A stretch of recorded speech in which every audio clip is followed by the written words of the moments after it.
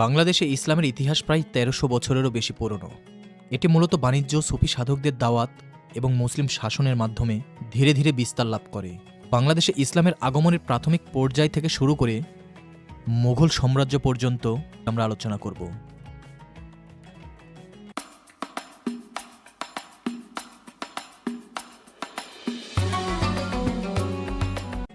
বঙ্গোপসাগরের নীল জলে তখন সূর্য ডুবে যাচ্ছে। ঢেউয়ের বুক চিরে ধীরে ধীরে এগিয়ে আসছে বড় বড় কাঠের জাহাজ। সাদা পাল উড়ছে বাতাসে।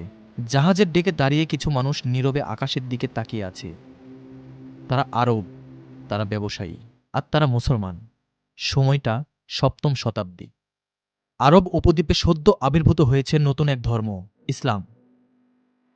সেই ধর্ম শুধু নামাজ আর রোজার শিক্ষা দেয়নি, শিখিয়েছে সত্য বলা, আমানত রক্ষা করা, মানুষকে ভালোবাসা। এই শিক্ষা বুকে ধারণ করেই আরব মুসলিম বণিকরা পাড়িয়ে জমেছেন দূর দেশে, ভারতীয় উপমহাদেশে। এক সকালে চট্টগ্রাম উপকূলে জাহাজ ভিড়ল। স্থানীয় জেলেরা বিস্মিত চোখে তাকিয়ে রইল। তারা আগে বিদেশি বণিক দেখেছে, কিন্তু এরা আলাদা। এদের কথাবার্তায় কোনো অহংকার নেই, চোখে নেই লোভ। বাজারে তারা কাপড়, মশলা আর সুগন্ধি বিক্রি করল। দাড়িপাল্লায় এক কোনাও কম দিল না, কেউ বেশি দিলে ফিরিয়ে দিল। মানুষ অবাক হয়ে প্রশ্ন করল, তোমরা এমন সৎ কেন? একজন বণিক শান্ত কণ্ঠে বলল, আমাদের ধর্ম আমাদের এটাই শিখিয়েছে। আচরণই হয়ে উঠল দাওয়াত। দিন যায়, মাস যায়, আরব বণিকরা সন্দ্বীপ, বরিশাল, নদীপথে আরও ভিতরে যায়। কোথাও তারা কারো ওপর ধর্ম চাপিয়ে দেয় না, তবুও মানুষ তাদের চারপাশে ভিড় করে। সন্ধ্যাবেলায় নদীর ধারে নামাজে দাঁড়ায়।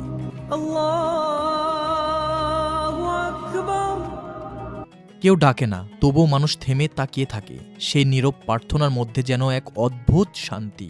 এক বৃদ্ধ জেলে একদিন বলল, তোমাদের ঈশ্বর নিশ্চয়ই ভালো, নইলে তোমরা এত ভালো হতে না। কোনো যুদ্ধ নয়, কোনো তলোয়ার নয়।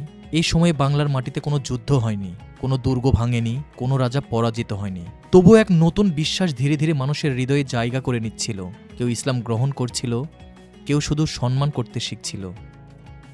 এই আরব বণিকরা জানত না, তাদের সৎ ব্যবসা, হাসি মুখ আর মানবিক আচরণ একদিন ইতিহাস হবে। তারা শুধু তাদের ধর্মের শিক্ষা মেনে চলছিল, কিন্তু বাংলার মাটিতে তখনই রোপিত হয়েছিল ইসলামের একটি ছোট্ট বীজ। সেই বীজই পরে সুফিদের হাত ধরে বৃক্ষে পরিণত হয়। সো বন্ধুরা, সামনে ভিডিওতে আমরা সুফিদের মাধ্যমে বাংলাদেশে ইসলামের বিস্তার সম্পর্কে আলোচনা করব। আজকের ভিডিওটি যদি আপনাদের কাছে ভালো লেগে থাকে তাহলে অবশ্যই লাইক, কমেন্ট, শেয়ার করবেন।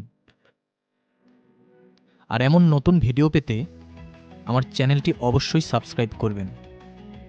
ধন্যবাদ।